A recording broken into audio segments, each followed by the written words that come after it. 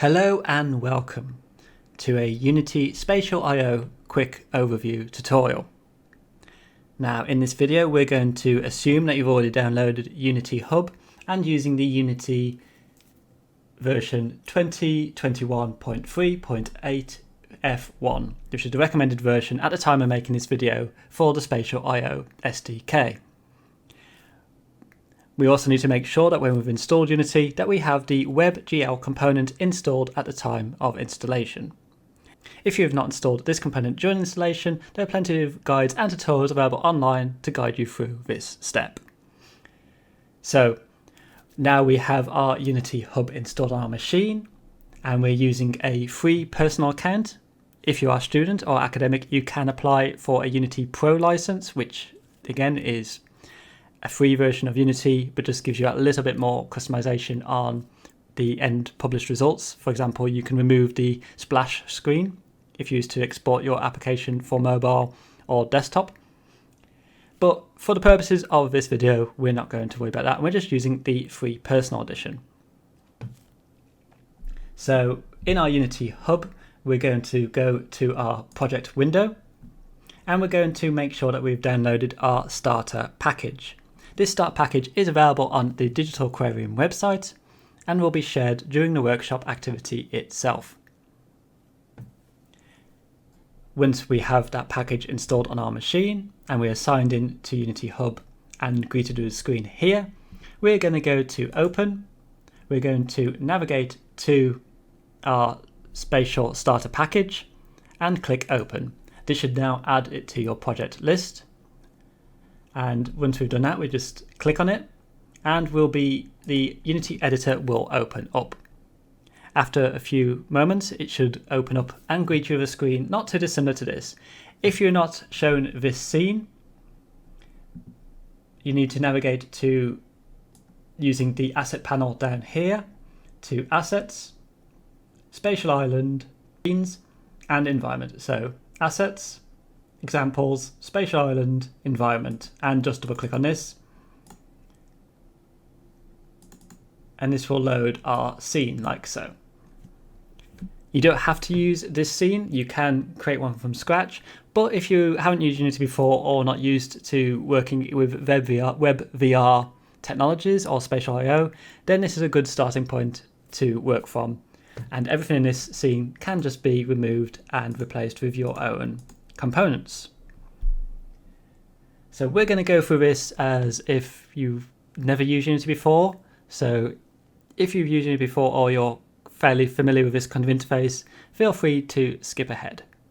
So we're greeted with these various panels here. You'll find that our first panel here is our hierarchy. This lists everything that's within our scene, our main camera, our directional light, and our global volume. Those three typically come by default within any new scene that you create in Unity. If the main camera and directional light are not present in your scene, you can go to Game Object, Camera, and this will add a camera to your scene. Likewise, we can go to Game Object, Lights, and add a directional light to our scene. So if those are not there, you can add them via the Game Object window. The next panel, that's most immediately obvious to us, is our scene. This is our working window, our play scene, and this generates us a semi-live rendered preview of our scene, how it will look when we play this in our headset or as a standalone application. Below that we have our project panel. This is where all of our assets are stored. This is where we're going to, if we have any custom materials, images, textures, 3D models, or audio, we can drag them into our asset panel here. So you can navigate to your file browser and drag them in to an appropriate folder. Or you can right click, import new asset, and navigate to where the asset is stored. Now, when it comes to 3D models, we want to try and work with low poly or low vertice count meshes. We don't want to be working with large file sizes because we are limited by the Spatial I/O limitations because it is a web VR platform. So low poly is best, and we want those formats to be ideally .fbx or .obj. The next panel along, and this will be the crux of a lot of the work we do will be our inspector panel. So what our inspector panel does is this is our properties for any object we have selected in our scene. So if I want to, let's say, move this tree, I can, in the scene panel, I can click on that tree, and this will greet me with all the object properties for that tree object. So we have our transform tools, so I can adjust the values here manually by either typing them in or dragging, left click dragging on the values, or using the gizmo tools within the panel window and selecting the handles. I can reposition the object as I see fit.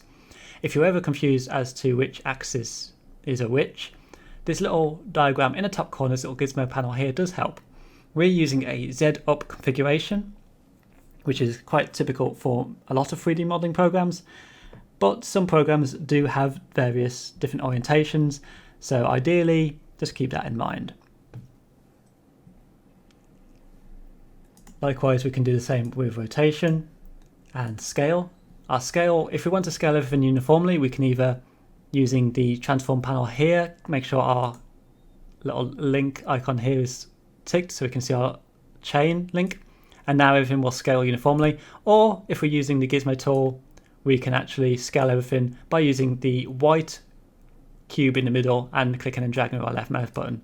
If we want to scale things disproportionately, again making sure the little link is disabled at that point, we can click on the handles independently and scale things on the axes like so. This is a good way, for example, if we want to build a wall, we can simply use a basic cube shape and make it thinner and taller and stretch it out using these tools here without having to go into a 3D modeling program.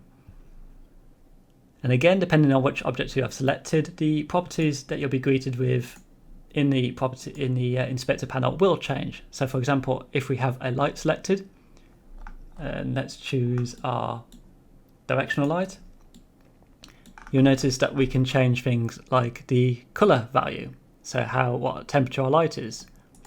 We can make our entire scene have an eerie red glow, for example, if we change the color on our filter. I'm just going to reset that now to white for the time being. If we're using a mesh, not all meshes will come with a collision enabled by default, so what we do need to be aware of is if we are having our character walking through the space, through the environment, we need to make sure that they can collide with things that they're meant to collide with and not walk through things that are meant to be solid. So to do that, we need to make sure that a box collider or a mesh collider is present on that object. If one is not present, with the object selected in our scene, we can go to Add Component, type in Box, and add a box collider. This green box is our collision surface. We simply need to scale this until it covers the object that we don't want the player to be able to enter. So, like I said, I'm just going to remove that component because we already have one present, as you can see here at the base of the tree. This is very important, especially on the ground, that when we have the player or character spawn into the space, that they don't just fall for the floor to an infinite death. So we do make sure that the floor does have a collision on it. That is the most important thing. And again, making sure that the collider sits below where the player is spawned, so they do not collide and spawn within the middle of a collision. This will become more apparent in the workshop and as you sort of play about with the software. Now, another thing, because we're using the Spatial IO SDK pack, which you should have done, which should be included with the asset pack provided during the workshop, that we need to, if we are using any 3D meshes, that where the camera could cause occlusion, where we can't see behind the camera and we lose sight of anything, especially if we're doing anything third person, for example, we do need to make sure that if that is the case and we don't want that to happen, we need to add a spatial camera pass-through script, which is included with the SDK. If that is not present, again, we go to Add Component, type in Spatial, and this will bring up all of our spatial scripts. So you can see here we have, for example, things like points of interests, entrances, teleporters, etc. But we're going to be concerned with the camera pass-through, spatial camera pass-through, making sure that is added to any mesh where we don't want the camera to become occluded once we are in our scene. Another quick thing just whilst we're on meshes is you'll notice over here in our hierarchy window, some of these objects have a little arrow next to them. If they have an arrow next to them, it means that they are parented. So the way to think of this is, for example, let's look at this tree as we have it selected. Our branches are the parent and the leaves are the children. So wherever the branches go, the leaves will follow. Parent leads, child follows. If we want to nestle things together and we want to, let's say, have the leaves no longer part of our tree, we can drag them away from our tree, and now the leaves, so now if we was to move the tree, the leaves would not follow it because they're not parented anymore. If I want to reparent them, I just drag on the leaves or the object I want to be parented onto the object I want to be the parent, and it will now become nestled. And the parent properties apply to anything that is the child of. So whatever the parent does, the child will follow and do. That's just, again, a little thing to just be aware of if you want to do anything or go a little bit further down the line. So let's say you now want to start adding in your own assets. In the panel here, we've already kind of quickly gone through the fact that you can go to File, you can right click, go Import New Asset, and navigate to where your files are and import them into your package, into your package here, which is your project. But let's say, how do we add them into our scene? So once they are imported, we navigate to where that asset has been imported. And so, for example, here we have this camcorder asset.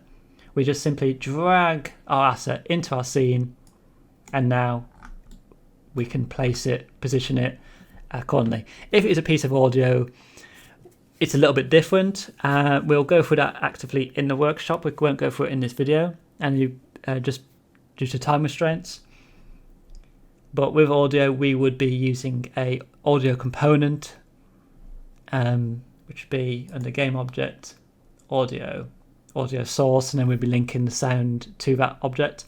But we're not going to cover that in this video, but it's a similar process, except we add the audio source and then we choose the audio within the inspector panel that we want to be played from our asset panel. But anyway, with our object in our scene, so in this case our camera, you'll notice that this object, for example, doesn't have any materials. There's no material properties for it. It was rendered without a material. It does have materials within the package, but they don't show up on the component level.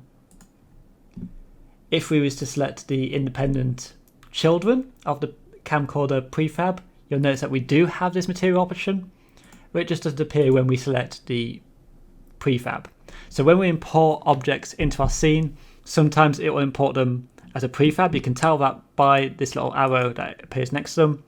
So if you ever get confused as to where your materials are gone, or why certain things look weird, just check the little arrow to make sure all the components are actually have been carried across when it was imported into our scene. And again, we're trying to keep with .obj and .fbx files, ideally if we're using 3D assets. So here we have our camera. Again, whilst anything we import, because we're using WebVR, we do have to be aware of how much data we're importing into our scene. So we have this little scene vital panel here that tells us how many vertices in our scene. So we have a limit of 500k. We have a texture limit of 200 megabytes per scene. So we do want to make sure that we don't exceed this. If we start to exceed this, we may need to optimize our meshes or reduce the number of assets in our scene. So just keep that in mind as much as possible as we go through this. So let's say I want to change the material on this. I'm just going to rotate this around so we can see what we're doing easier. I can either So here we have some materials. These are some prefab materials. These are some test ones that are included in the package, for example. But let's say I want to create a new one. I will go to my material folder. I will right click. I will go to create material. I will give this a name. So I'll call this cam test. And by default, the material is always white. I can choose the type of surface, so whether it's specular or metallic, whether it's opaque or transparent. I'm just going to stick with opaque for now. Go to base map, and this is where, for example, I can just choose a color. So let's say I want this to be a garish pink. So now we have this pink material. I can change the properties, so I can make it, let's just drag this.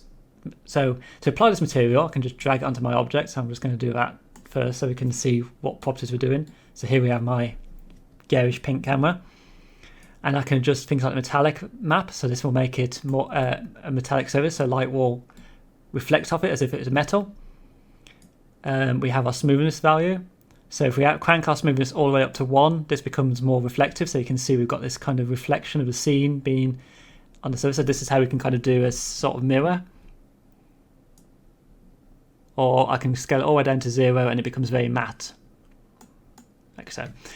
If we want to apply a texture and not just a color, so these are just our properties for things like metallic, smoothness and color. If we want to apply a texture, we can just import a JPEG or PNG. Ideally we want it to be 1 by 1, so a square would be ideal. Into our material folder, so here we have an image I just dragged in earlier as a test. Select the material, so we have our property window here. We then left click and drag on our texture or image and drag it onto either our base map, or if it's a normal map, we'll drag onto normal map, or if it's a height map, we'll drag onto height map, etc. I'm just going to drag onto the base map, and I'm just going to make this white again so we can see our actual material. And now if we was to look at this, we can see that we have our image UV wrapped around our model. Now our material, how it's wrapped around our model will change depending on how that model is created, how the UV wrapping was generated. But as you can see, we could quite simply apply this to anything. So let's say now I want to have this image on our floor. Here we have our image now on the floor. I can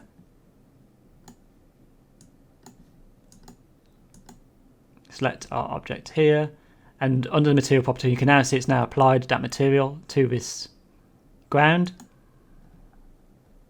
If I go to the tiling, this is where I can now adjust how it is tiled on my surface, so I can adjust these values until the image starts to look how I want it to again, like so. So when you adjust the material tiling here, nothing will affect the overall scene. You have to select on the object that has the material applied and then manually adjust the tiling that's applied to that object, because we're adjusting the tiling on the UV on the surface that we are playing with, for example. Anyway, let's just undo all that. So Control Z to undo on a Windows, and then I'm just going to delete my camera. So China prefab camera, okay, I'm not really worried about that. I just want this to be deleted. There we go. So camera has been deleted. And this is how we would repeat. We'd add in our assets, add in our scene components, build up our world, how we want it to be. But now what if we want to start adding in our interaction? So our spatial IO elements, what is our VR element, our avatar? How are we going to be able to have our character walk around the space? How we're going to have them spawn in this area and interact with our surfaces. So this is why we're using this starter package that we've generated, because this adds a few extra options. So by default, Unity doesn't have the Scene Vital window. It doesn't have this publishing and little gear icon, and it doesn't have the spatial SDK or under game component, game object, the spatial option. These are only added because we've packaged the SDK within this project. So if we don't see those, let us know, but those should be present if we want to be able to incorporate our web VR elements, our interaction elements. So with this starter template scene, we already have some of those given to us already. We already have, for example, this one here, this little, what looks like a GPS signal, we are here sort of symbol. This is our entrance point. You can have multiple entrance points in a scene, and it'll randomly assign where that the next person who joins that space spawns from those entrance points. But this is where we're going to have our character spawn in, and this little arrow here indicates the default orientation that they spawn in. The radius is just the radius of within that circle, of they can spawn anywhere within that circle, but they typically spawn in the middle. Just a heads up on that. So we want to make sure that we definitely have a spatial entrance point in our scene, and to add that we can go to game component, spatial entrance point, drag that into our scene where we want to be, and we want to make sure that it is above whatever our ground surface is going to be. So we don't spawn below the ground, and we can actually, and again making sure that the ground also has collision on, otherwise our player or user would just fall through the earth and it would just infinitely respawn them.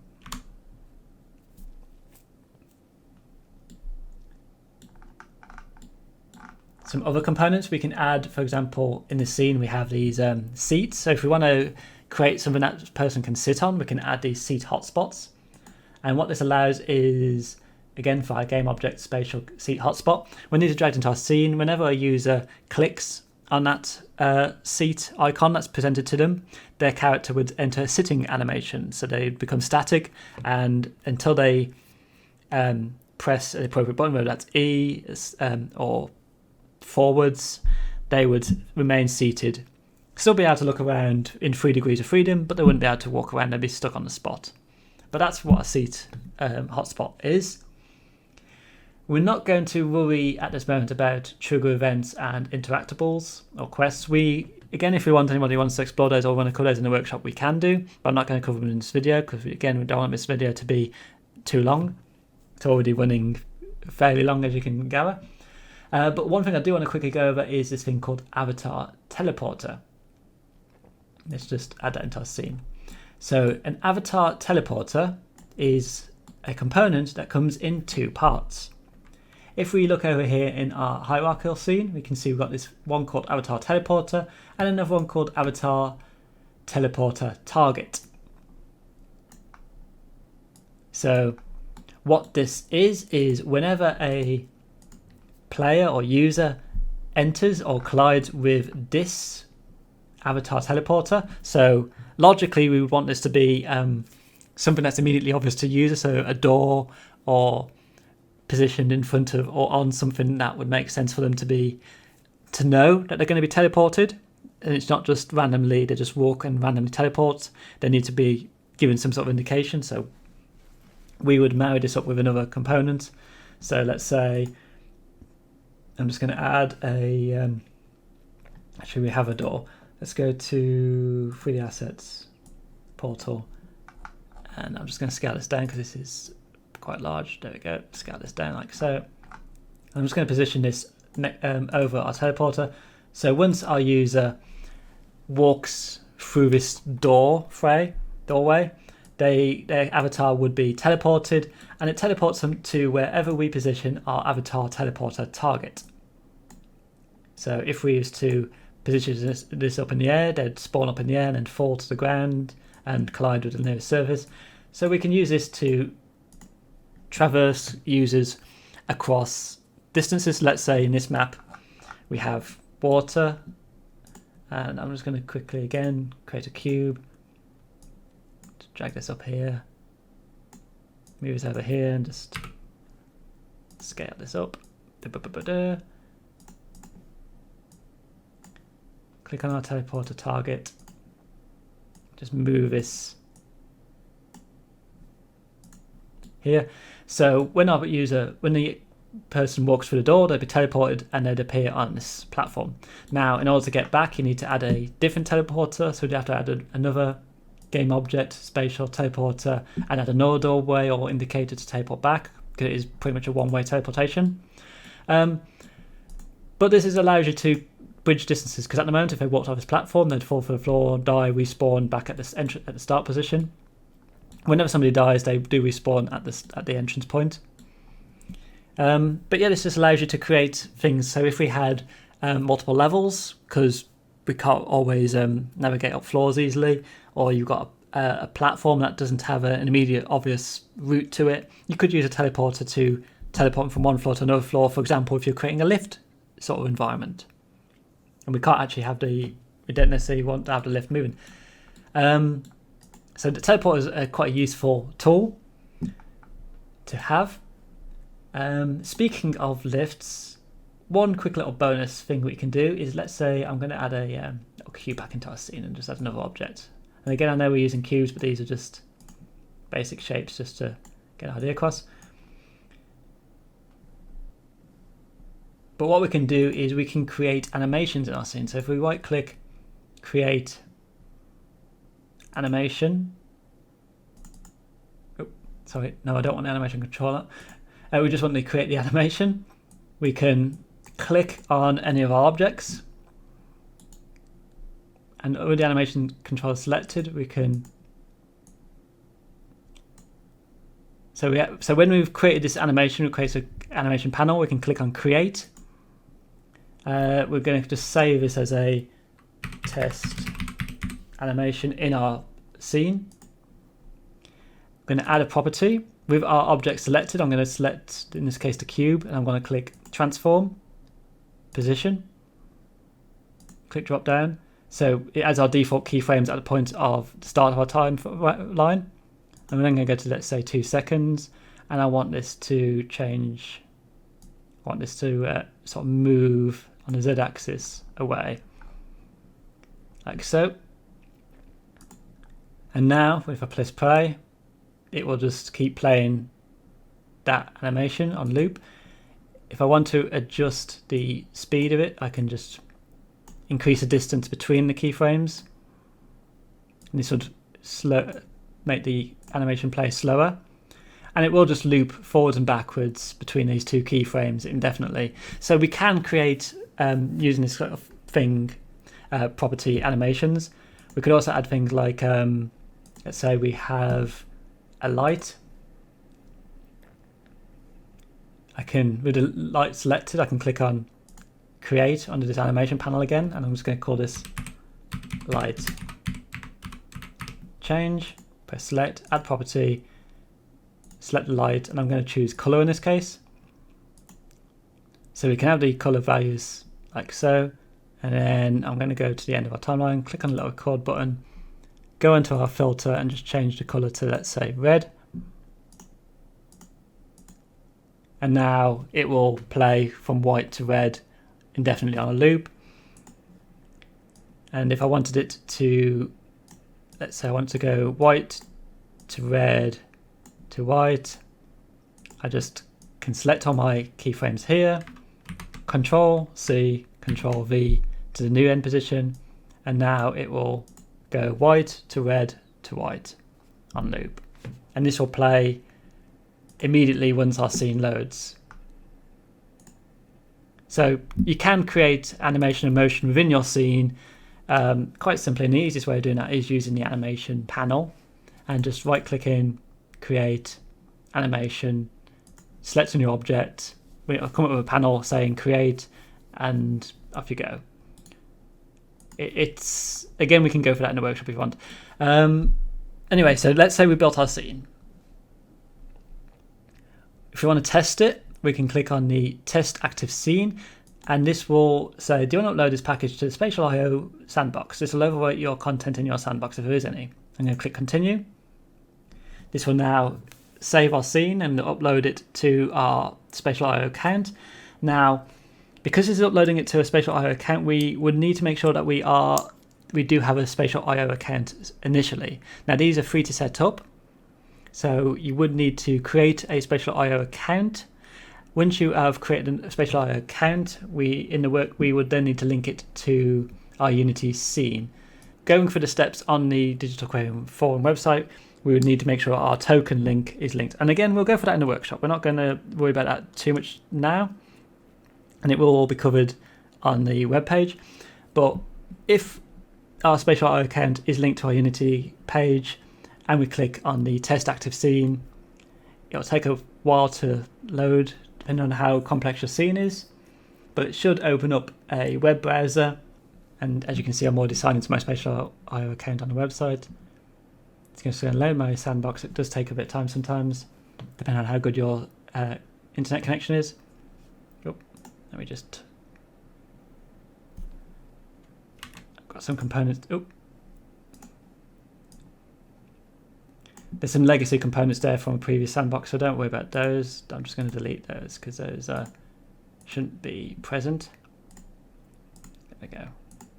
But yeah, here we go. Here's our scene. So you can see we have our moving cube. We have our light flat going from white to red. We can walk around our scene. If we click on the seat, our character sits on it. So we're just using the arrow buttons, WASD or mouse button to navigate around. And if I walk into this door, we are teleported to the platform. We can use space to jump if we're using this view mode. And if I fall for the floor and there's no collision, I'll respawn in the starting position, like so. As you see in this view, we can do doors, do stairs, and we can walk into some of these interactables. So there is a prefab within the package that allows you to create collectibles. And again, if you want to, we can go through that in the workshop actually. Now, if that cube was going slower, I could jump on it and actually ride it, but I'm not quite good enough, as you can see, to do that. Now, because this is our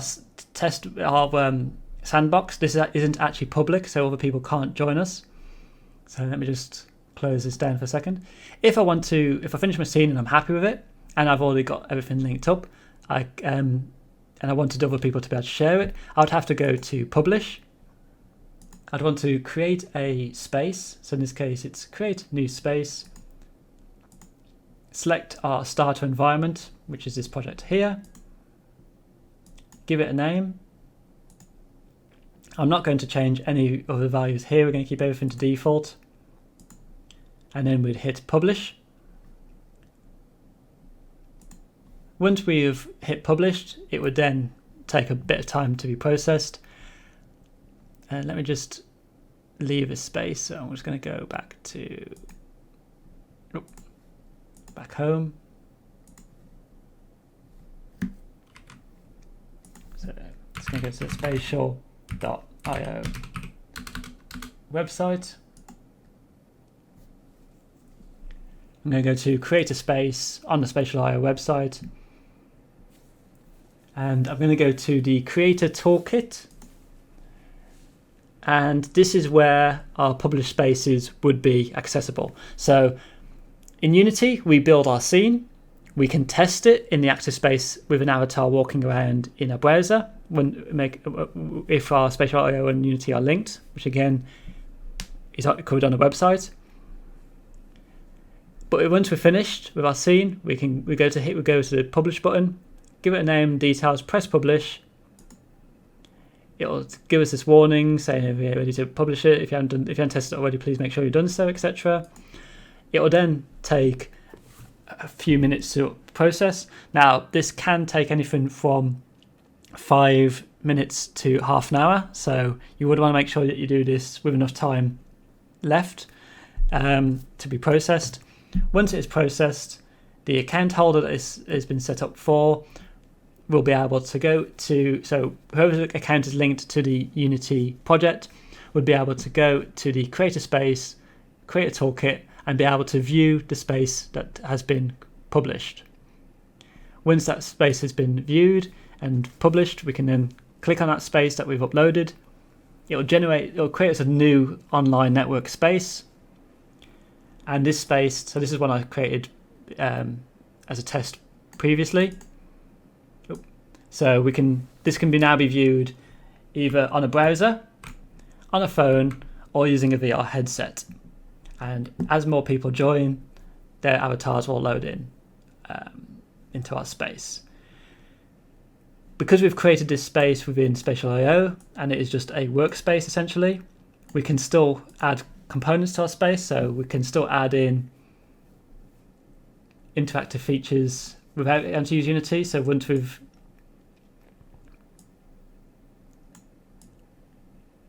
we can still theoretically, people in the space can, let's say, oh, I'm in this theatre room and I actually now haven't got a seat for myself, so I'm going to add a seat. So I'm going to go add component, search for the object, and just add it in.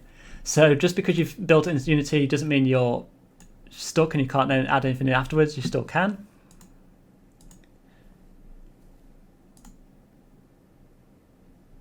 Likewise, you can add in things like picture frames. So let's say I want to put some artwork on there. I can drag our picture frame asset into our scene, click on it, pick a picture, and then our image is now uploaded onto that wall. And I'm just going to just increase the scale like so.